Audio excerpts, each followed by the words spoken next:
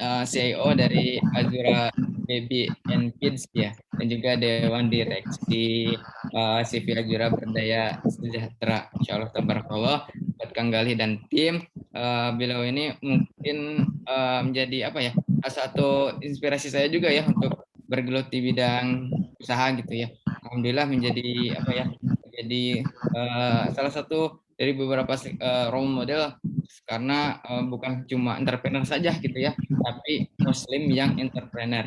Jadi seorang yang bukan cuma usaha, tapi menjadi seorang yang memberikan nilai-nilai Islam dari usahanya.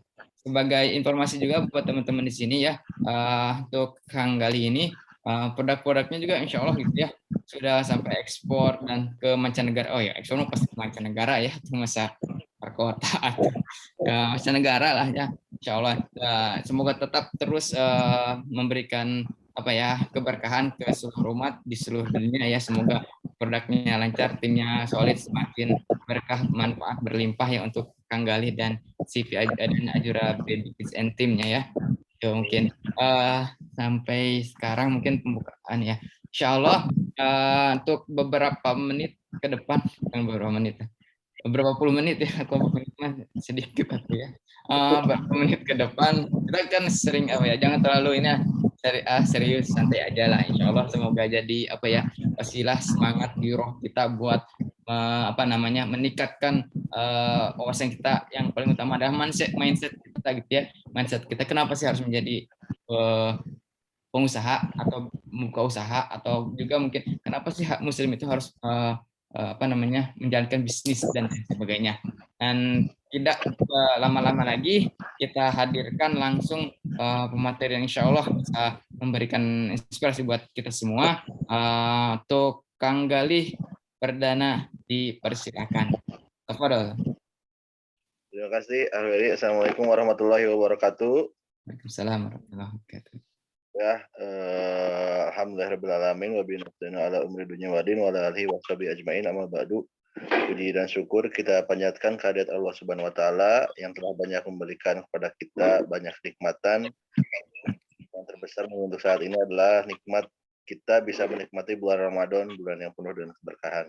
Tak lupa salawat serta salam juga kita limpah curahkan kepada Nabi Muhammad SAW, kedua kita, role model manusia terbaik untuk kita semua. Insya Allah kita sholawat kepada beliau, mudah-mudahan kita menjadi umat beliau yang kelak mendapatkan syafaatnya di akhirat kelak.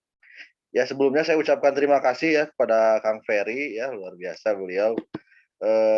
Dulu teman di kampus ya, di kampus, di organisasi ketika masih mahasiswa, beliau saya kenal dekat dengan Kang Ferry ini ya, luar biasa ya, dulu masih muda juga semangatnya luar biasa ya, dulu sering kita ngadain agenda-agenda bareng lah dulu ya, zaman-zaman masih mahasiswa, jalan kaki bareng ya Kang Ferry ya. Alhamdulillah sekarang bisa Iya. bukan kembali ya bersama Kang Ferry. Sebenarnya ini momentum yang bagus ya buat saya bisa bertemu lagi dengan Kang Ferry. Makanya ketika kemarin Kang Ferry ngajak, aduh saya nggak mikir dua kali buat menerima permintaan Kang Ferry karena udah kenal deket ya sama Kang Ferry. Jadi langsung saya terima sebagai agenda silaturahmi juga karena udah lama ya nggak ketemu sama Kang Ferry, apalagi di era pandemi kayak gini ya.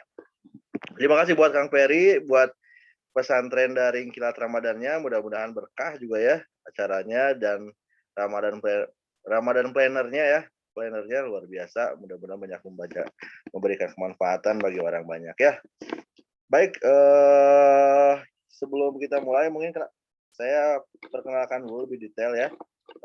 Seperti yang sudah tadi disebutkan oleh Kang Ferry, saya sendiri background-nya sebenarnya engineer sama kayak Kang Ferry ya, cuman ya karena takdir berkata lain, jadi berbelok ininya bidangnya ya, yang awalnya engineer sekarang jadi entrepreneur ya. Saya mulai berbisnis dari tahun 2015 ya, sempat kerja setahun, tapi kemudian memutuskan untuk resign dan memulai bisnis tahun 2015. Jadi sampai saat ini hampir 5 tahun menuju 6 tahun lah ya. Bisnis yang saya usung sendiri Azura Baby Kids tadi ya, dengan payungnya CV Ajura Berdaya Sejahtera, kita memproduksi pakaian baju bayi dan anak gitu.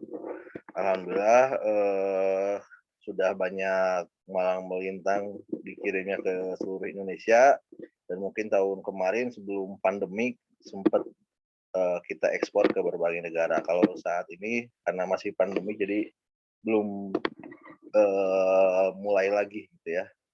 Ya baik teman-teman, mungkin kita mulai saja langsung ke dalam materinya. Ini sebenarnya sharing aja ya, sharing pengalaman ya, sharing pengalaman pribadi, terus sedikit ilmu lah, mudah-mudahan bisa banyak memberi inspiratif lah bagi teman-teman yang mendengarkan. Jadi temanya adalah menjadi muslimpreneur ya. Sebenarnya apa sih urgensinya jadi muslimpreneur itu sendiri ya? Kenapa sih kita harus jadi muslimpreneur? Jadi sebenarnya pekerjaan entrepreneur ya, atau pengusaha atau pebisnis itu sebenarnya sudah dicontohkan oleh Rasulullah SAW sendiri ya. Kita tahu sebagaimana kita melihat sirah Nabawi bahwa Rasulullah itu memang adalah seorang pedagang, bahkan ekspor impor ya. Beliau bekerja berkecimpung dalam dunia ekspor impor, menjual barang dari satu negara ke negara lain gitu. Jadi Rasulullah saja berbisnis gitu ya. Jadi kenapa kita tidak ya? Karena Rasulullah adalah contoh terbaik yang patut kita ikuti. Itu fakta yang pertama. Fakta yang kedua adalah bahwa sebetulnya mau ada kita sebagai orang Muslim ataupun tidak yang masuk ke dalam ranah bisnis, itu mau tidak mau ada kita atau tidak, pasar itu selalu menghabiskan uang. Jadi mau ada pebisnis Islam yang masuk di pasar tersebut ataupun tidak, pasar itu tetap akan menghabiskan uang. Ya, contoh misalkan ketika contoh di bidang pakaian lah, pakaian.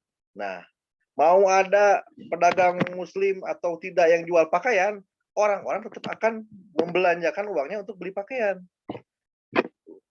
Atau misalkan di ranah personal care, misalkan kayak sabun, terus sikat gigi dan segala macamnya, itu mau ada pebisnis Muslim atau enggak, orang-orang tetap akan beli ke siapapun itu, karena yang namanya market itu tidak memandang siapa yang jualnya, tapi apa produknya, apakah produknya memberikan solusi atau tidak gitu. Nah, makanya kita sebagai umat Islam yang mayoritas tinggal di Indonesia ya, ini harus mengambil bagian nih. Jangan sampai umat Islam di Indonesia ini hanya jadi sebagai market aja, hanya sebagai market yang menghabiskan uang, bukan sebagai pelaku yang mengambil market tersebut, yang insya Allah mungkin ketika orang Islam atau Muslim yang mengelola keuntungan tersebut, insya Allah akan menjadi banyak lebih manfaat gitu. Jadi itu fakta yang kedua. Jadi mau ada orang Muslim atau enggak, yang namanya pasar tetap akan menghabiskan uang gitu. Makanya harus ada orang Muslim yang masuk situ. Gitu sebagai apa? Ya agar uang yang itu bisa dikelola oleh umat, masuk ke lembaga amal zakat ketika ada keuntungan lebih, masuk ke lembaga tahfiz. Karena itu bisa menggerakkan dakwah Islam di Indonesia gitu. Fakta yang ketiga kenapa kita harus tetap menjadi muslimpreneur adalah bahwa teman-teman, sesungguhnya jumlah tingkat pengusaha di Indonesia itu masih rendah bila dibandingkan dengan negara-negara lain. Contoh di Indonesia ini masih sekitar 1,7% pengusahanya. Bila dibandingkan dengan Singapura, itu negara tetangga itu bisa sampai 7%. Itu sedangkan minimal itu 2%. Minimal itu ya. Kalau negara-negara baru sudah ada di angka 7%. Makanya masih sangat perlu pengusaha-pengusaha ya, mungkin di era pandemik ini ada kenaikan tingkat munculnya pengusaha-pengusaha baru. Tapi mungkin yang sangat disayangkan munculnya pengusaha baru ini bukan by design, tapi kebanyakan karena tidak ada pilihan lain ya, karena di era pandemi ini banyak yang mungkin di PHK dan segala macam, akhirnya untuk menghidupi kehidupannya harus berdagang ya, harus berbisnis. Tapi nggak apa-apa, ini momentum yang bagus gitu di era pandemi ini, agar tingkat pertumbuhan pengusaha baru ini semakin bertambah. Penting ini untuk menopang negara maju ya. Kalau nanti banyak gimana Kang? Kalau pengusahanya kebanyakan di Indonesia, oh nggak apa-apa, bagus justru. Nanti yang kerja siapa dong kalau pengusahanya kebanyakan? Nah, yang kerjanya nanti kita impor TKI, impor TKA ya, tenaga kerja asing. Gitu kan, biar nggak kebalik ya. Sekarang kita impor TKI karena negara-negara lain jadi pengusahanya, yang kerjanya orang Indonesia. Nanti kalau pengusahanya kita banyak di Indonesia, nah kita yang jadi pengusaha, yang kerjanya orang asing ya, kebalik. Nah, yang berikutnya, fakta berikutnya adalah bahwa sebentar lagi Indonesia akan mendapatkan bonus demografi ya, di mana usia muda produktifnya lebih banyak dibandingkan usia-usia lainnya. Nah, ini yang harus dioptimalkan. Jangan sampai adanya bonus demografi ini malah menjadi masalah untuk negara kita. Menjadi masalah karena mereka tidak memiliki lapangan pekerjaan. Oleh sebab itu, kita sebagai orang Muslim memiliki apa ya? Memiliki tanggung jawab moral untuk memberikan lapangan kerja sebagai pengusaha gitu. Dengan kita menjadi pengusaha, kita akan bisa menambah lapangan pekerjaan bagi anak-anak muda yang kelak nanti akan mencapai bonus demografi. Itu fakta keempat ya. Ini fakta yang terakhir. Kenapa kita harus menjadi muslimpreneur? Tidak hanya muslimpreneur, tapi muslimpreneur yang sukses. Ternyata teman-teman, dari daftar orang terkaya ya, pengusaha terkaya di Indonesia, ternyata masih sedikit teman-teman yang muslimnya. Kebanyakan itu diisi oleh orang-orang non muslim. Ini kan sangat sedih ya. Kayak seperti pemilik pemilik BCA ya, pemilik Jarum, itu kan non muslim semua. Paling dari 10 daftar orang terkaya ya 1 atau 2 lah, ada Hoirul Tanjung itu pun, dan sisanya yang lain masih diisi oleh orang-orang muslim. Padahal kalau kita ketahui negara kita adalah negara mayoritas muslim. Gitu. Ini harusnya menjadi semangat bagi kita agar kita mampu menjadi muslimpreneur yang tangguh maupun yang sukses dan bisa mencapai top posisi ya gitu. Pengusaha number 1 di Indonesia kelak ya. Itu urgensinya teman-teman. Oh iya, kalau misalkan mau ada yang ditanyakan nanti sambil berjalan aja ya mungkin ya. Atau nanti di akhir juga bisa ya. Sekarang gimana sih Kang caranya agar kita bisa menjadi muslimpreneur? Caranya gimana? Step by step-nya seperti apa? Yang pertama dan paling utama jelas adalah dimulai dulu dari niat ya, niat yang benar. Niat apa? Ya kita niatnya harus benar, niat untuk memuliakan orang, memberi kemanfaatan yang banyak buat orang. Jadi jangan sampai niatnya hanya untuk mengeruk keuntungan semata. Karena kalau kita udah money oriented aja gitu, nggak value oriented, nah, itu bisnis kita tidak akan pernah berkembang ya, karena kita kayak kalau di film kita waktu bocil mah kayak Tuan Crab ya gitu, jadi istrinya tuh uang gitu. Tidak value oriented, harusnya value oriented gitu ya kita. Kita itu bisnis itu bangun manfaatnya dulu. Sebenarnya uang itu nanti akan mengikuti ketika kita niatnya sudah benar.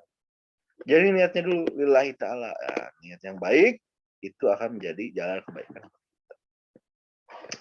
Yang berikutnya adalah reason kita harus kuat nih. Untuk jadi pebisnis, untuk jadi muslimpreneur yang tangguh, reason kita harus kuat juga. Karena reason yang kuat ini akan menghasilkan action yang hebat. Kalau reasonnya nggak kuat atau reasonnya lemah, actionnya juga seadanya. Gitu. Jadi reasonnya harus kuat. Kenapa sih Anda ya teman-teman di sini harus jadi Muslimpreneur? Kenapa? Apa alasannya? Temukan alasannya. Strong why-nya temukan. Kenapa? Itu. Oh, apakah karena keluarga gitu ya? Saya harus menjadi kebanggaan bagi keluarga. Atau misalkan saya ingin jadi orang pertama, orang Islam pertama, Muslim pertama yang menjadi pengusaha nomor 1 di Indonesia. Nah, misalkan. Atau apapun itu, teman-teman harus cari ya alasan, reason. Contoh misalkannya kayak pendiri AirAsia, Tony Fernandes. Nah, ini Tony Fernandes kenapa? Dia bisa hebat dalam menciptakan AirAsia ya, yang kita tahu sangat murah. Karena waktu dulu ketika dia masih kuliah di Inggris, itu dia orang tuanya pernah meninggal dan dia nggak bisa mengikuti pemakamannya karena pada saat di zamannya tiket-tiket pesawat itu mahal, sehingga dia tertanamkan dalam hati bahwa suatu saat nanti saya ingin menciptakan penerbangan yang semua orang bisa terbang, siapapun bisa naik pesawat. Makanya slogannya everyone can fly, ya, semua orang bisa terbang. Karena apa? Karena harganya murah gitu. Jadi ya siapapun bisa terbang kan, ke Jepang, ke Singapura aja murah banget gitu pakai AirAsia. Gitu. Jadi reason ini menjadi faktor yang utama. Ketika teman-teman reasonnya udah kuat ya, udah mantap nih, ini pasti dorongan. Jadi jangan cuma jadi Muslimpreneur karena ya lagi ngetren Kang, ngetren startup ya, startup ikut tren. Ya nanti kalau misalkan cuma sekedar ikut tren, itu ketika menemukan kendala, itu di langkah pertama, langkah awal saja ada kendala, itu pasti udah nyerah. Udah susah juga geningan jadi entrepreneur, udah baik lagi kerja. Ini kayak gitu. Tapi kalau misalkan reasonnya udah kuat, itu tantangan seberat apapun, dia akan selalu mengingatnya bahwa saya tidak akan menyerah. Saya akan terus berjuang demi alasan tersebut. Hanya semakin kuat reasonnya, semakin hebat actionnya. Itu yang pertama. Nah, jadi reasonnya harus kuat. Ya, gitu. Yang berikutnya, harus dari market oriented ya, jangan produk oriented. Jadi misalkan teman-teman ada nyari produknya dulu baru nyari marketnya, ini kebalik. Nah, harusnya marketnya dulu baru nyari produknya. Ini kira-kira kalau saya segmentasinya marketnya ini, kira-kira produknya apa ya yang pas. Nah, makanya ketika kita pemikirannya sudah market oriented, hal yang pertama kita lakukan adalah cari problemnya. Apa nih kira-kira problem yang didapat oleh market usia segini misalkan. Karena bisnis yang bertahan lama adalah bisnis yang menjadi solusi bagi marketnya. Jadi dia dibutuhkan, tidak hanya disukai. Nah, kadang disukai dan dibutuhkan beda ya, kayak misalkan air minum itu kan dibutuhkan banget gitu. Makanya laku keras terus menerus ya, lama. Bukan sekedar keinginan semata, tapi kebutuhan. Hal yang kebutuhan itu pasti langgeng ya bisnisnya. Jadi kita berawal dulu dari problem. Apa nih problem yang bisa kita selesaikan dari market tersebut. Nah, contoh misalkan Gojek. Kenapa Gojek laku? Ya, karena dia memberikan solusi. Problemnya apa? Problemnya orang-orang kalau naik Gojek itu goror ya, goror, tidak jelas ongkosnya ya. Misalkan dari Cimahi ke Bandung, itu kan beda-beda tiap tukang ojek. Ada yang narik 30.000, ada yang 50.000, yang 40.000, dan kita nggak tahu harganya kalau nggak adanya duluan ya. Kadang-kadang baru dikasih kita, bang, ke Bandung berapa? 30.000. Tahu-tahu pas udah nyampe tempatnya, oh ini ginian jauh kata si mangnya teh. Wah ini mah tuh 30.000 mah kurang bu, 50.000 ah. Nah, kan itu goro ya, terjadi perubahan harga di tengah jalan. Nah, yang Gojek berikan adalah sistem yang tidak goror. Jadi orang-orang tahu duluan tarifnya sebelum naik. Gitu. Yang kedua keamanan, jelas ya. Itu solusi. Terus orang-orang ingin beli makanan tapi malas keluar. Nah, ada GoFood. Nah, ini kan solusi banget. Di zaman-zaman era orang-orang suka rebahan kan, ini sangat membantu sekali orang-orang yang suka rebahan. Jadi, GoFood. Mau nganterin barang, GoSend. Itulah hal-hal solutif gitu. Jadi kalau udah ketemu problem, hadirkan solusinya dengan produk gitu. Itu contoh Gojek. Yang kedua misalnya contohnya apa? Marketplace. Kenapa marketplace bisa hadir? Ya, karena dulu awal-awalnya muncul bisnis online, itu orang-orang banyak terjadi penipuan. Kita transfer, uang barangnya nggak datang. Gitu. Akhirnya muncullah marketplace yang menjadi pihak ketiga mengamankan uang. Jadi kalau misalkan barangnya nggak dikirim, uangnya bisa balik lagi. Gitu. Barang sudah diterima, uangnya baru cair. Nah ini supaya bisnis kita langgeng, kita harus market oriented ya. Fokus kepada problem, cari solusinya, baru munculkan produknya. Value-nya dibangun dari situ. Dari solusi yang kita ajarkan. Gitu. Contoh terakhir lah, ruang guru. Nah, ruang guru. Ruang guru ini kan di era pandemi kita tahu keras gitu. Orang-orang ingin belajar tapi ingin online. Terus juga standarisasi gurunya kan langsung dari yang terbaik gitu. Jadi mantep banget ini. Itu teman-teman. Jadi harus dari problem jadi solusi. Nah, dari solusi langsung masuk ke produknya. Gitu. Nah, jadi fokusnya itu value. Nah, value atau manfaat atau nilai. Gitu. Kalau value-nya bagus, uang itu pasti datang kok. Kalau value-nya nggak bagus ya uang nggak akan datang. Kecuali kita marketingnya jago, tapi ya akhirnya orang sebagus-bagusnya marketingnya bagus itu adalah produk itu sendiri. Kalau produknya bagus, orang-orang itu pasti akan datang. Customer Anda itu pasti akan membicarakannya dari mulut ke mulut. Tapi kalau value-nya jelek, mau dimarketisasi dengan sehebat mungkin, ketika mereka beli pun mereka pasti akan kecewa. Dan pasti akan ngomongin ke orang-orang di sekitar. Ini jangan beli produk ini lah, jelek. Gitu.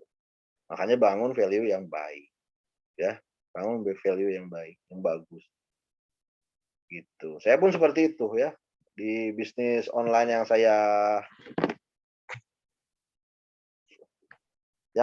garap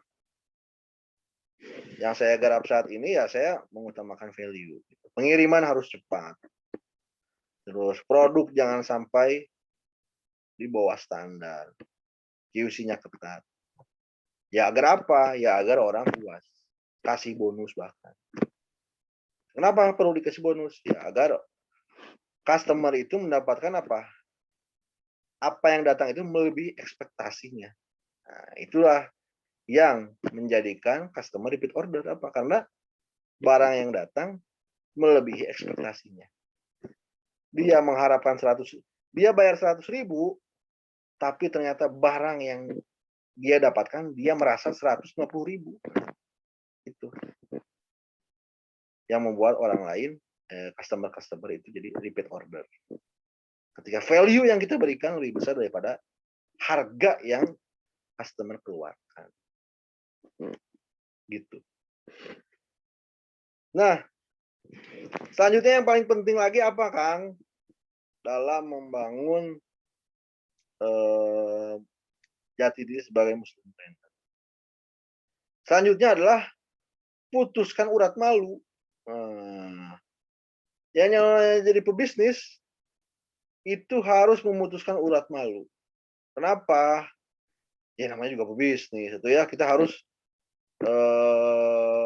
ya jangan gengsian lah, jangan gengsian, jangan malu-malu ketika kita butuh pengalaman dari orang lain gitu. Wah, harus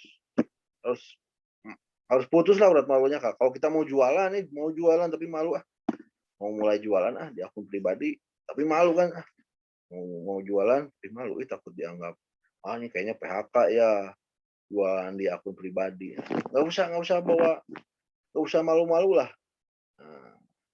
Jadi langkah pertama jadi pebisnis itu harus putuskan urat malu. Udah jangan dengarkan kata orang. Ketika kita ingin mulai berbisnis, fokus berbisnis. Jangan dengarkan kata orang. Gitu. Mau apa kata orang kayak gimana ya, jangan didengerin. Yang penting kita fokus dengan apa yang kita lakukan. Gitu. Nah, yang berikutnya adalah jangan baper. Jangan bawa perasaan. Jadi dalam berbisnis itu jangan baper, jangan bawa perasaan. Ini bukan cuma baper dalam arti yang sesungguhnya ya, tapi jangan pakai perasaan. Contoh misalkan ya, kita mau launching produk. Kita baper nih, bapernya gimana? Kita pakai perasaan. Contoh, kayaknya ini produk bakal laku deh. Kayaknya itu kan pakai perasaan, kayaknya. Jadi supaya bisnis itu sukses, jangan baper, jangan pakai perasaan, jangan kayaknya, tapi harus validasi. Validasi produk dengan apa? Dengan data. Datanya dapat dari mana? Ya, survei. Jadi sebelum launching produk, apapun itu produk teman-teman, pastikan grab data dulu. Survei dulu ke teman-teman terdekat, lingkungan terdekat yang target marketnya sesuai. Contoh, teman-teman punya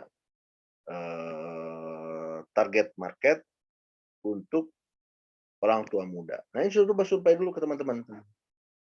Kalau misalnya aku jualan ini, kamu mau nggak? Kira-kira kalau harga segini, mau beli nggak? Nah, kalau dari 100 orang, misalkan 70%, 70 orang bilang oke, nah itu udah valid. Layak untuk dijual. Tapi kalau dari 100 orang, ternyata yang belinya, yang maunya kurang di bawah 50%, nah itu harus direvisi lagi produknya, diperbaiki lagi apa kurangnya.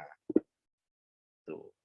Jadi jangan hanya berlandaskan perasaan, tapi harus data. Nah, datanya harus lebih banyak, jadi semakin mantap datanya, itu semakin meminimalisir kegagalan. Dulu saya nggak kayak gitu. Ya mungkin awal-awal ya. Karena ya kan saya dulu masih modal nekat lah, belum tahu ilmunya. Jadi awal launching produk ya gitu teman-teman. Ya meskipun laku, ya itu kebetulan gitu ya. Tapi kalau yang namanya kebetulan itu nggak bisa diulang. Karena kita nggak tahu ilmu. Kalau kita sudah tahu ilmunya, itu keberuntungan bisa diulangi. Repeat. Bahkan dikali lipatkan. Makanya data itu harus benar-benar dipegang. Yang namanya bisnis itu harus mau menggunakan data. Gitu. Jadi tadi putuskan urat malu.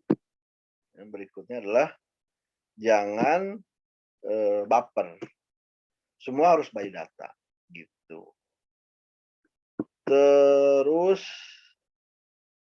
kunci yang terakhir adalah jangan merubah gaya hidup. Nah, gaya hidup omset boleh tinggi. Nah, gaya hidup sebisa mungkin jangan berubah. Kenapa? Karena yang namanya omset itu kadang bisa turun, bisa naik. Tapi kalau gaya hidup, teman-teman, itu bisa naik, nggak bisa turun. Susah turunnya. Nah, makanya sebisa mungkin hiduplah sederhana.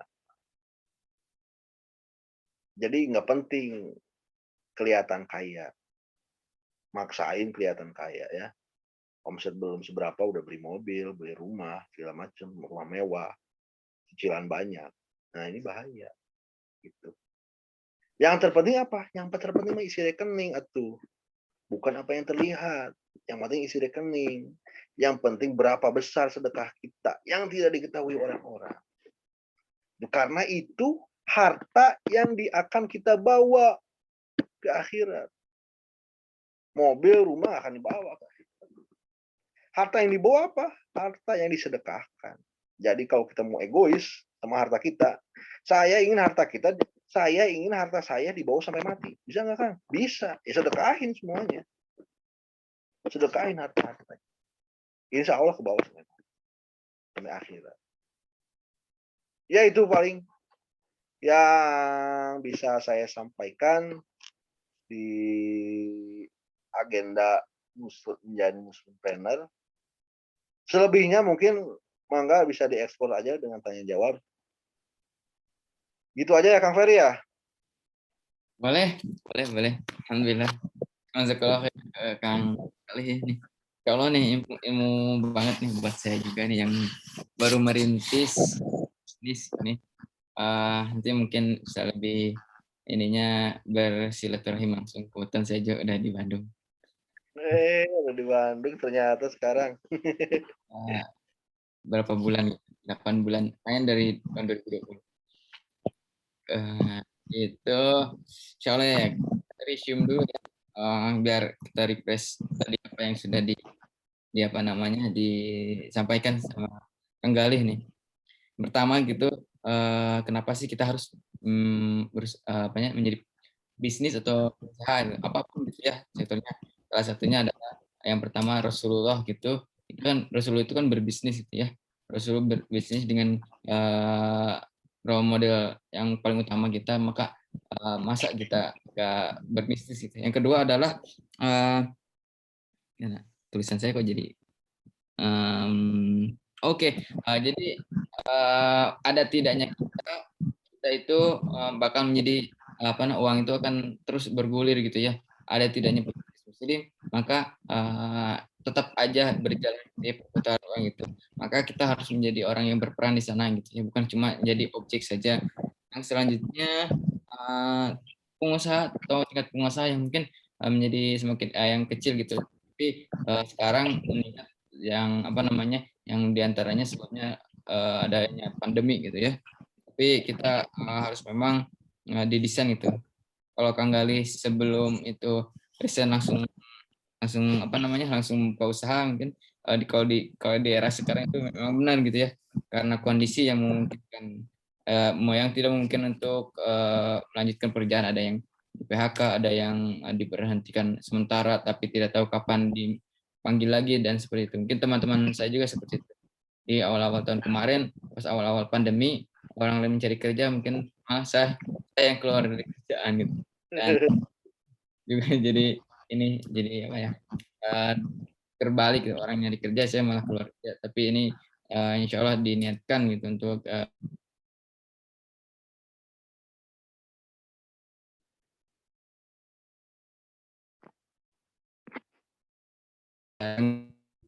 sebelum jauh-jauh hari jauh-jauh sebelum pandemi juga langsung langsung langsung resign ya Kang. Masya Allah dapat ya insight dan juga bonus demografi yang mungkin kita bisa berperan dengan membuka lapangan kerja. Yang terakhir adalah entrepreneur yang sukses gini. Nah, seperti itu. Terus cara jadi entrepreneur itu apa gitu ya? Yang pertama niatnya, terus yang kedua risetnya atau alasannya, terus marketnya ada gitu, value-nya dari produk yang untuk market tersebut. Terus kemudian jangan gengsi ya. Oh, ini aduh gimana ya? Kan kayak gini orang mau apa tuh gitu ya, jangan seperti itu. Terus Jangan baper itu. Aduh, jangan baper teh. Emang jadi topik utama ya. Saya juga baru tahu itu. Dulu bisa oh baper kayak gini ya, perasaan. Oh, tapi ini tuh menjadi sebuah apa ya? Sebuah lecutan buat kita. Memang kalau jadi pengusaha teh jadi apa ya? Jangan harus memang mentalnya harus diperbaiki. Yang selanjutnya adalah apa namanya ya? Strong eye atau top untuk jadi muslimpreneur, yaitu dengan sedekah oriented gitu ya. Seperti itu yang bakal bahasa saya. Jadi biar kita itu jadi orang yang bermanfaat bukan cuma di dunia tapi nanti di akhirat ya. Salah satunya adalah dengan bersedekah. Kalau kita menjadi seorang muslim dan trainer gitu ya, muslim trainer, jadinya uang yang kita dapatkan bisa kita salurkan ke lembaga-lembaga gitu ya, lembaga amil zakat, bisa lembaga tahfidz dan lembaga dakwah lainnya yang insya Allah bermanfaatan untuk umat dan juga amal jariah kita. Karena yang salah satu apa namanya salah satu amalan yang tidak putus nanti setelah wafat yaitu adalah amal jariahnya itu sedekah ya. Insya Allah jadi lecutan semua buat kita semua ya. Terus kemudian karena memang ada pertanyaan kayaknya nih. Nah, oh iya, kita akan bertanya nih. Ada 3 mungkin ya, 3 chat maksudnya, tapi 1 pertanyaan. Assalamualaikum warahmatullahi wabarakatuh. Apaan Kang Galih mau tanya sejauh mana urat malu diputuskan? Apakah langsung urat leher? No. Apakah seperti apa gitu ya yang harus di apa namanya ada mungkin batasan mungkin ya Kang Galih. Ada sekarang teh ada yang apa namanya memang kan malu teh adalah sebagian dari iman gitu ya, khususnya untuk wanita atau perempuan ya atau akhwat ya. Seperti itu dari apa namanya dari siapa itu Siti Lasmina Mbak berarti Mbak Siti Lasmina Lawang Malang Jawa Timur. Terus kemudian bertanya teh yang pertama itu yang tadi ya batasan untuk urat malu kan sekarang teh memang ada platform yang lainnya sehingga aduh ini teh gimana sih ada standarisasi atau batasan untuk bukan menghindari ya apa namanya urat malu teh seperti apa sih sebenarnya yang harus dibatasin ya. Yang selanjutnya tuh, bagaimana sih menanggapi tentang isu apa nih pebisnis mungkin pebisnis yang menggunakan black magic magic. Apakah kita boleh tidak percaya kalau kenyataannya ada? Oh, oke. Ini seru nih. Mangga Kang Gali. Ya, baik, terima kasih ya. Untuk pertanyaannya, sejauh mana sih urat malu itu putus ya. Jadi ya selama tidak melanggar syariat mah itu aja batasannya, batasan syariat kita. Ya contohnya ya urat malu ini putusnya maksud tuh ketika kita ingin belajar jangan malu bertanya ya. Lalu yang kedua ketika kita ingin berjualan ya nggak usah malu gitu ya. Selama interaksinya bukan interaksi yang berduaan gitu ya, menawarkan produk cuma berduaan di tempat yang sepi ya itu kan nggak boleh gitu. Jadi yang maksudnya bulat mau di sini ya jangan gengsian lah, jangan gengsian sehingga kita tidak keluar potensinya gitu. Jadi diem aja kan saya mah Kang tipe orangnya teh apa introvert. Nah introvert itu biasanya lah sekarang zaman online atuh yang introvert juga bisa jualan ya nggak usah ketahuan wajahnya pakai akun publik ya. Jadi zaman yang era modern seperti sekarang mau bagaimanapun karakter kita itu bisa jadi bisnis. Bahkan sebenarnya saya juga orangnya introvert lah dulu mah gitu dulu nggak bisa ngomong dulu juga ya tapi ya karena sekarang jualannya online ya ya yang berhadapan dengan customer juga bukan saya gitu gitu jadi semua bisa disiasati ya yang penting mah mentalnya ya mentalnya jangan gengsi ya jangan malu jadi ketika ingin berguru sama orang yang lebih yang lebih tinggi daripada kita, kitanya jadi minder. Nah, itu jangan. Kitanya harus semangat ya, jangan malu gitu. Intinya mah di situ sih. Lalu yang kedua adalah black magic ya. Ngeri ngeri ngeri ya. Ya, ini biasanya orang-orang tua dulu ya, orang tua dulu kalau mau sukses itu harus minta doa ke kiai mana atau mbah mana. Biar bisnisnya lancar, biar ramai restorannya. Ya kayak gitu mah ya udah jelas ya, itu syirik ya. Buat kita orang Islam, ya jangan kayak gitu. Kalaupun ada orang yang seperti itu ya nggak apa-apa, orang lain mah. Kita fokus sama bisnis kita. Kita ya berdoa aja sama Allah, kita mah berbisnis. Karena yang namanya customer mah, yang membolak-balikan hati customer untuk beli produk kita ya cuma Allah Subhanahu wa taala. Jadi ketika kita sudah ikhtiar, ya udah tinggal itu mah tawakal kepada Allah. Mudah-mudahan customer-nya baik-baik. Ya sama kayak saya ke customer service saya itu, "Kang gimana Kang ini? Banyak bunda-bundanya nyebelin nih. Banyak nanya beli kagak," gitu ya. Ya kata saya itu ya teman-teman saya sih harus banyak berdoa ya gitu ya, buka buka chat itu awal dengan bismillah, banyakin sholawat. Dan yang namanya bunda-bunda itu yang bolak-balikannya hanya Allah Subhanahu wa taala.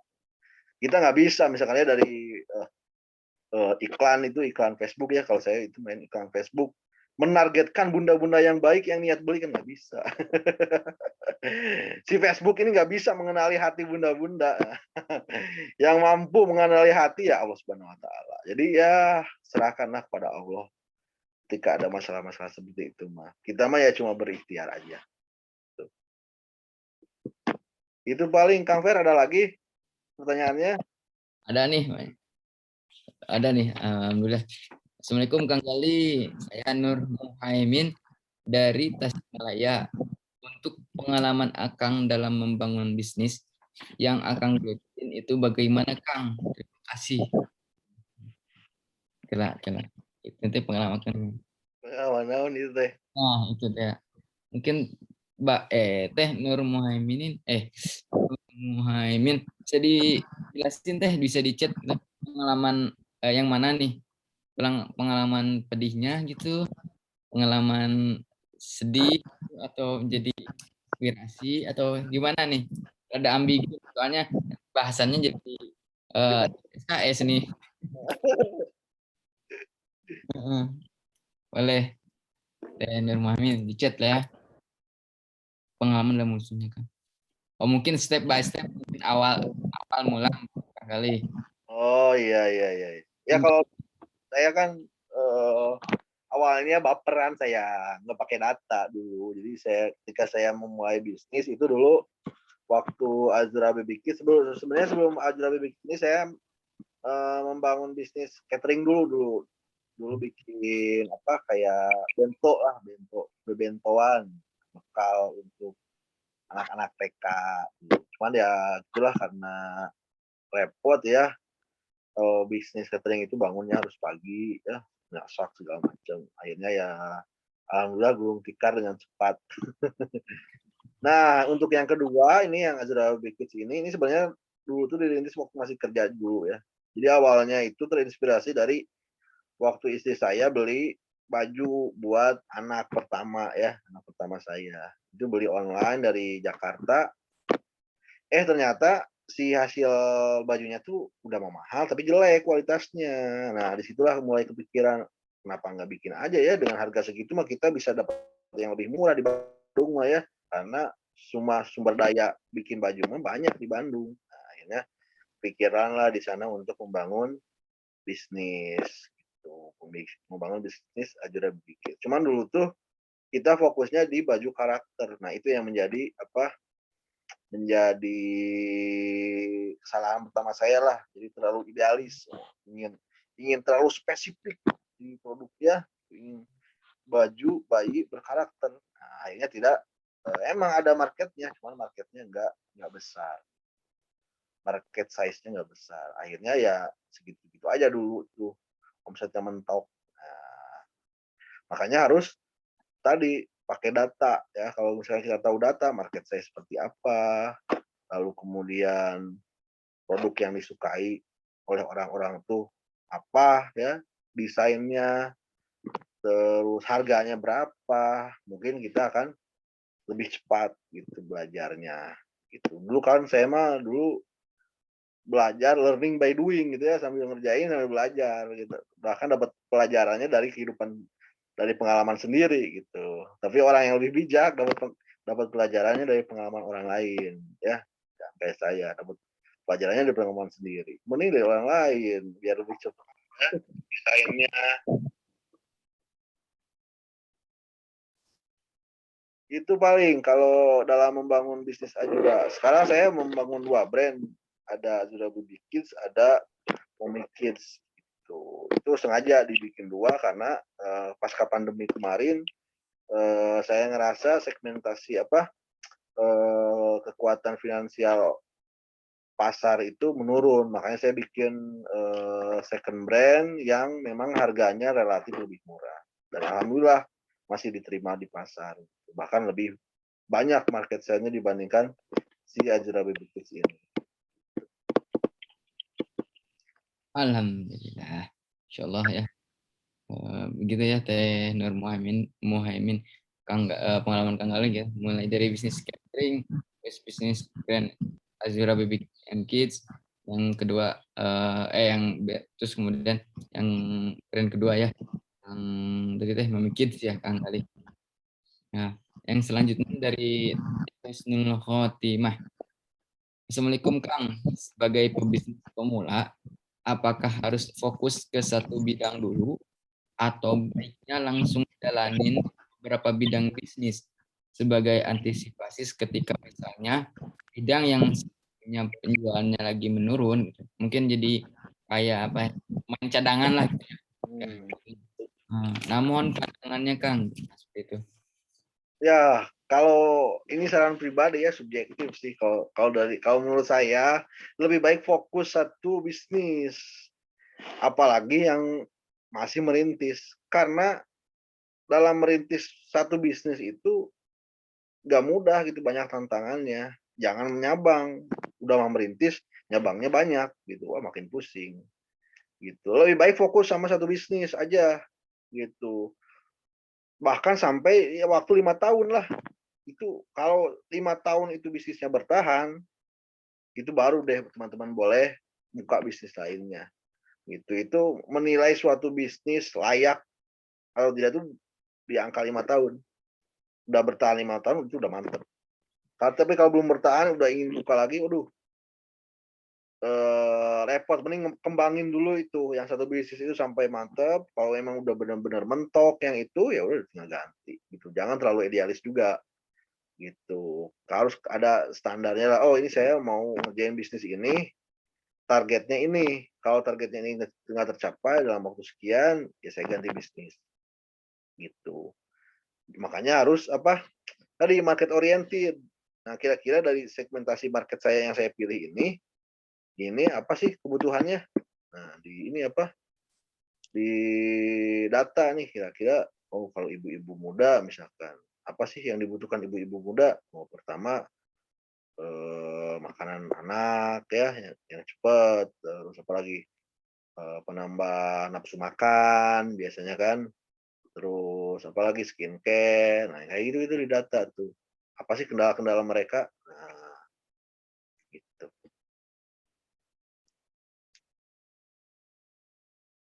Oke, seperti itu mungkin aduh itu saya lupa. Teh Husnul, Masya Allah ya. Teh Husnul ini salah satu penanya terkonsisten juga ya, konsisten juga ya. Di beberapa kajian KM Pro juga, pada akhirnya bisa terus bertanya terus Kak Siti juga, alhamdulillah ya, aktif karena kita kalau tidak tahu tanya langsung ke ahlinya. Mumpung di sini nih, kalau setelah ini, aduh, mana tahu kita belum bisa bertemu lagi online terus ada ada apa namanya, ada kesempatan nih, manfaatin ya buat teman-teman yang nanya seluk-beluk nih buat bisnis. Karena di sini teh ajangnya kita menggali dari para ahli gitu ya. Jangan sampai ketinggalan kesempatan seperti ini. Sayang banget itu. Ada diskusi media buat teman-teman bertanya. Nah, ada pertanyaan lagi nih. Alhamdulillah nih. Duh, ini alhamdulillah aku juga nih pertanyaan kali ini. Insya Allah, tabarakallah. Itu mungkin saya batasin juga ya sesuai dengan rundown. Takutnya kesiangan nantinya. Nanti soalnya ini dari WIT Makassar, NTB juga. Jadi Ya, ya. udah sampai jam 7 mungkin ya. Nah, Kang, dari Teh Firdiana ya. Ini dari grup Toha bin Assalamualaikum warahmatullahi wabarakatuh. Kak, nuhun untuk sharing ilmu. Mau tanya 2 kali tuh mau tanya. Pernahkah Akang punya produk yang tidak diserap pasar? Biasanya strateginya bagaimana Kang gitu? Apa ganti promosinya gitu strateginya atau disedekahin semuanya? Wih, di. Masya Nah, Allah. yang kedua nih, untuk time manajemennya Kang nih, karena Kang tuh dulu ini ya mantan engineer gitu ya. Kan beda kerjaan kantoran sama kerja di pengusaha yang katanya teh 24 jam ya. Iya, Nah, betul. gimana kita manajemennya untuk ibadah, keluarga, bisnis gitu. Nah, mungkin ada saran dari Kakak. Itu mungkin. Oke. Ya, lu tadi yang pertama apa sih, lupa lagi? Ingatnya manajemen. Oh, produk. Kalau misalnya ada yang produk yang tidak diserap pasar. Yang disedekahin tadi. Ya, kalau saya punya jeda waktu ya, kalau sampai 3 bulan nggak laku, baru kita bikin strategi baru ya. Jadi kalau ya yang namanya produk ya, dari sekian ratus produk pasti aja ada yang nggak laku, ya ada yang gagal. Makanya untuk meminimalisir produk nggak laku, tadi survei dulu. Nah, kalau teman-teman udah punya customer setia, nah itu bisa surveinya ke pelanggan setia gitu. Itu lebih enak lagi, lebih mantep gitu. Bahkan mereka bisa ngasih masukan buat kita kalau ada pelanggan yang loyal gitu. Nah, tapi kalau udah terlanjur ada produk yang nggak laku, ya mau nggak mau harus bikin strategi lain. Nah, kalau udah 3 bulan bikin strategi lain. Kalau udah 3 bulan lagi, strategi lain sudah dilakukan, biasanya saya pakai jurus di sell ya, diobral gitu. Karena yang namanya produk nggak laku itu namanya dead stock ya, stok yang mati. Nah, harus cepat muter nih, soalnya uangnya ngendap nih sayang, harus balik lagi minimal jadi modal. Nah, minimal balik jadi modal supaya bisa diputerin jadi produk lain yang lebih bervalue. Nah, biasanya saya kasih jeda gitu. Tapi kalau misalkan udah di-sell juga nggak laku-laku, aduh, udahlah, mending sedekahin aja. Kalau teman-teman punya jiwa sedekah yang tinggi, gitu. Itu paling. Terus berikutnya time management ya.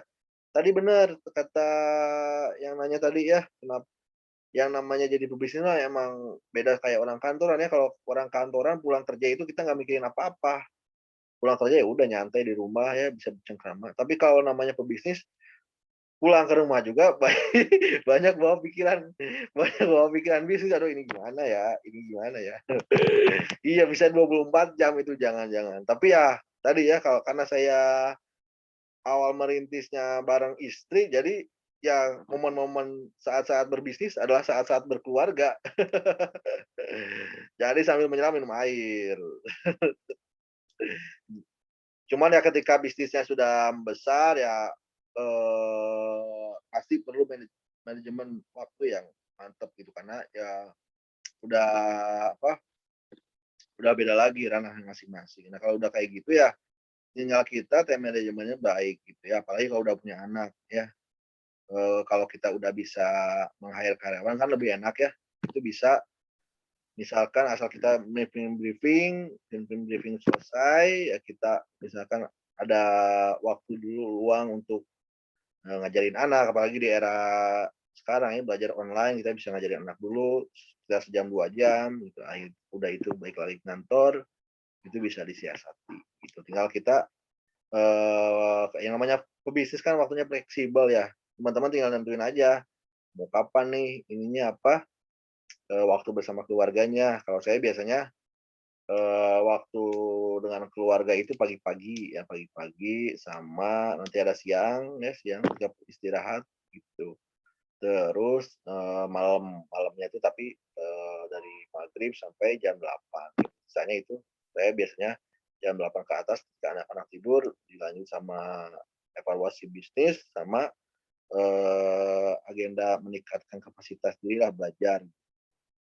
Itu paling kalau dari saya untuk tim manajemen. Insyaallah ya, tuh. Ini jadi ini, apa bisa kita copy paste nih, dari Kang Gali sendiri. Kita, apa namanya, yang baiknya langsung kita praktekin nih. Biasanya tadi yang pertanyaan pertama sampai yang kedua tentang time management. Lanjut ke pertanyaan selanjutnya nih. Jadi gini Kang, jadi dari Teh Lala nih.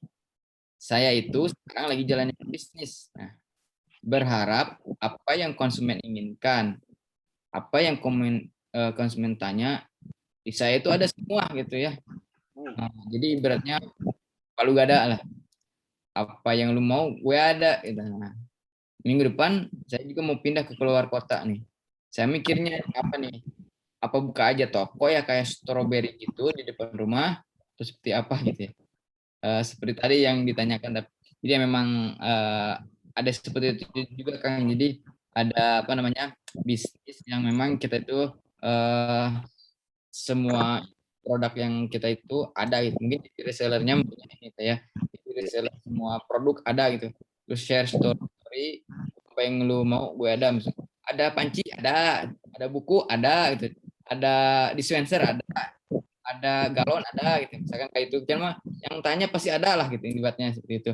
Nah, kalau apa kalau ranah bisnis seperti itu seperti apa ya Gang sarannya kalau misalnya diputuskan saya juga ya apakah saya buka toko aja gitu begitu mungkin jadi apa namanya dijelaskan seperti itu Kang. Oke ya, baik terima kasih, pertanyaannya, pertanyaan yang bagus. Nah itu semuanya kayak ini ya, kayak Shopee itu, semuanya ada di Shopee. Kalau nggak ada sebenarnya kalau saya pribadi ya menyarankan untuk jangan terlalu luas lah ininya apa, ranahnya. Lebih meskipun produknya banyak misalkan ya, tapi difokuskan ke satu target market tersendiri. Misal, saya online store-nya atau bukan store-nya, tokonya fokus menjual produk-produk kebutuhan remaja misalkan, atau produk-produk kebutuhan, muslim. Nah, kalau muslim kan misalkan jadi kayak kurma, herbal gitu ya, gamis, nah misalkan. Atau misalkan saya fokus untuk target marketnya menyediakan barang-barang kebutuhan ibu-ibu. Nah, mending kayak gitu. Soalnya kalau terlalu luas, kita jadi sulit dikenal. Ini teh, si toko ini teh apa sih ininya apa? Ciri khas. Nah, ciri khas. Yang bisa orang ingat tuh apa ini? Bisa aja sih sebenarnya, cuman akan semakin besar ininya apa, modal. Ini kan semakin banyak kita semakin banyak stok dong ya, kalau ingin apa, ingin semuanya ada gitu. Terkecuali kalau misalkan, Mbaknya, pre-order misalkan ya, dia pesan dulu baru kita beli, kirimkan. Tapi kalau misalkan kita mau nyetok, nah lebih baik kalau menurut saya, fokuskan di segmentasi pasar tertentu, biar kita dikenal. Misalkan, fokus ke, ibu-ibu, nah udah ibu-ibu aja. Kayak contohnya, kalau online store itu kayak, Orami ya, kalau teman-teman tahu Orami itu kan kayak marketplace lagi tapi, khusus untuk segmentasi ibu dan anak, gitu. Jadi lebih enak, gitu. Daripada terlalu general, jadi kitanya nggak punya ciri khas, gitu. Benar-benar, Masya Allah. Ini benar nggak apa kalau dibuang sayang ya. Habis manis gitu ya. Bangun-bangun bikin apa tim gitu ya tentang reseller yang atau apa namanya toko-toko online yang Palu Gada meskipun seperti itu, tapi memang harus tersegmentasi gitu ya. Misalkan produk yang Palu Gada itu khusus buat remaja gitu ya, lebih disegmentasi. Duh, jadi ngomong gini. Segmentasikan gitu ya. Jadi lebih ke apa namanya dibagi ranah-ranahnya atau mungkin ada apa namanya ada cara lain misalkan kita dialihkan ke misalkan ternyata saya mah udah banyak nih ternyata Palu Gandanya tuh ada yang buat remaja, ada yang ibu-ibu, ada yang bapak-bapak misalkan. Ya udah kalau gitu mungkin ternyata udah bisa ke handle mungkin bisa dibagi ya atau mungkin bisa ikut admin gitu ya. Jadi kita bikin store yang benar-benar khusus tersegmentasi mungkin seperti itu ya Kang Galih. Jadi biar nggak ini banget gitu ya. Ini teh campur pikiran kita teh. Jadi meledak deh gitu ya. Jadi bukan bukan apa namanya? Bukan jadi terfokus dalam satu hal. Atau mungkin nanti ke depannya bisa bikin brand sendiri gitu kayak Kang Galih gitu. Ya. Dan itu bisa didelegasikan ke yang lain gitu tapi tetap berkembang untuk apa namanya untuk apa namanya bermanfaat untuk yang lain juga seller yang sudah tergabung sama Teh Lala ya seperti itu. Terima kasih Teh Lala, Titit, Ferdiana dan lain-lain, Husnul juga, terus kemudian Teh Nur Muhaimin. Udah makasih ya udah bertanya sampai ini. Mungkin udah jam 6.17 kalau di rundown itu udah masuk penutupan diskusi ya.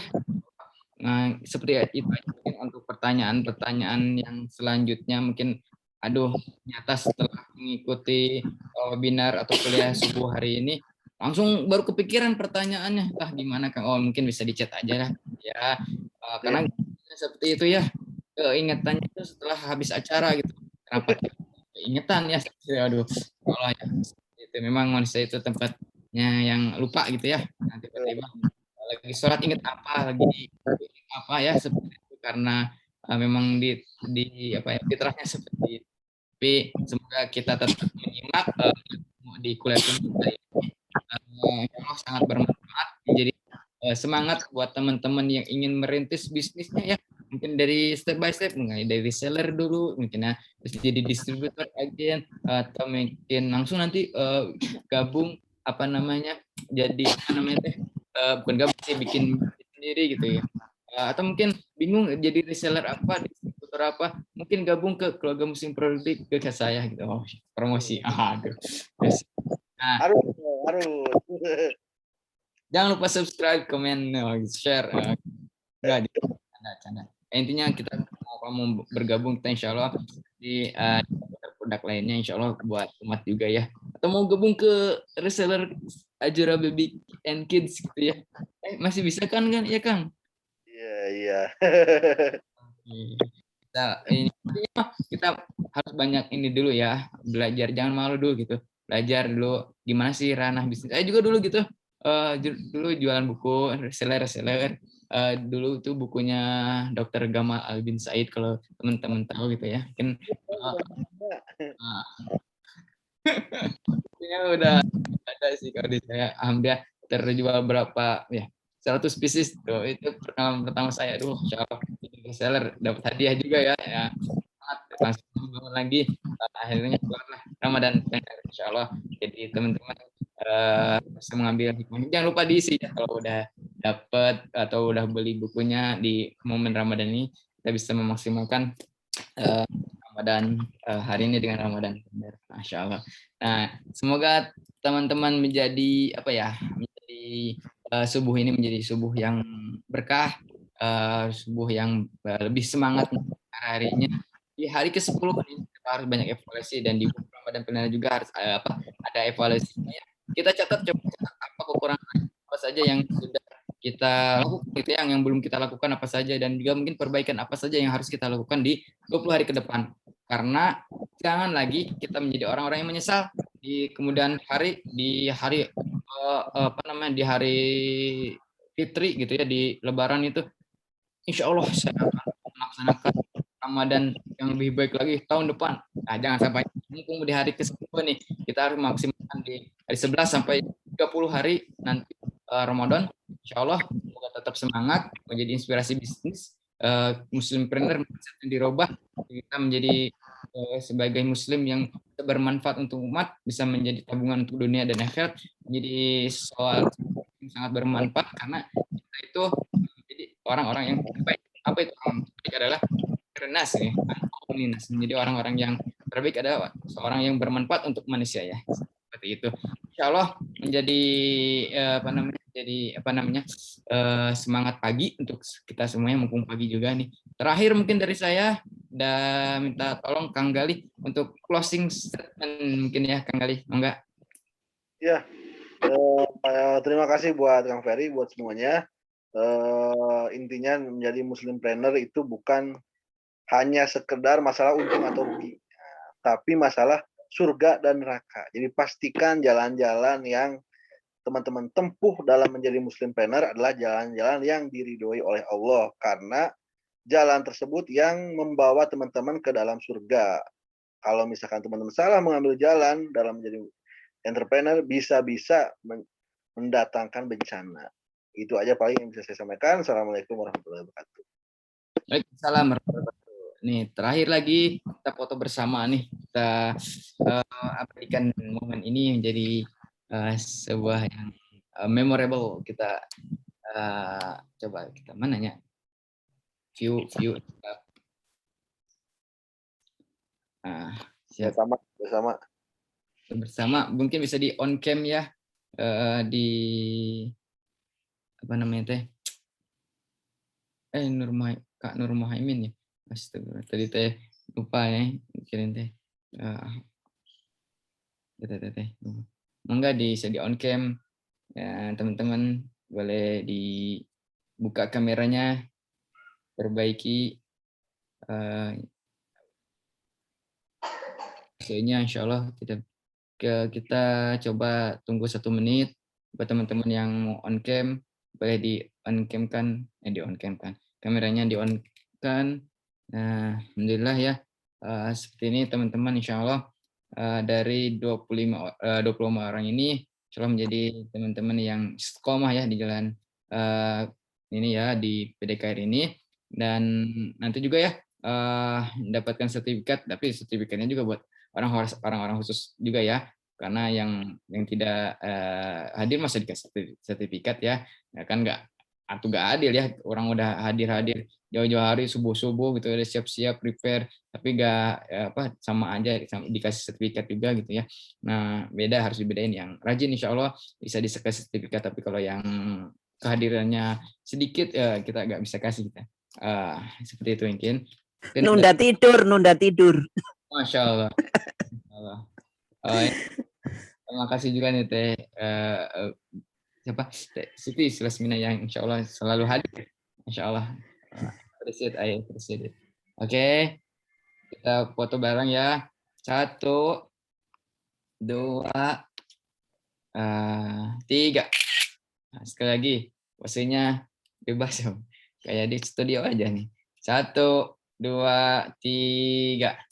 Oke, thank you very much. Jazakallahu khairan katsiran untuk Kang Gali dan jazakallahu khair buat semuanya yang sudah hadir di sini. Insya Allah menjadi semangat pagi dan juga semangat untuk terus beribadah, bersedekah, dan juga menjadi hartawan yang dermawan. Insya Allah seperti itu.